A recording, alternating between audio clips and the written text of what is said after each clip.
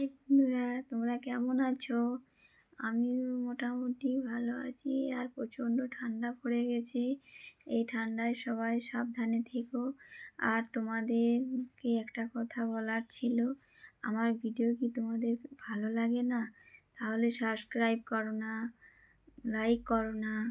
আমার ভিডিও করতে আর উৎসাহ লাগছে না, কারণ তোমরা কিছু কমেন্টও করো না, আর সাবস্ক্রাইবও করো না, আর লাইকও দাও না। তাহলে কি করে সামনের দিকে এগিয়ে যাই বলো? কি করে ভিডিও বানাই? তোমাদের সাপোর্ট তো পেতেই হবে, বলো? তোমরা সাপোর্ট না করলে আমি কি করে ভিডিও বানাবো?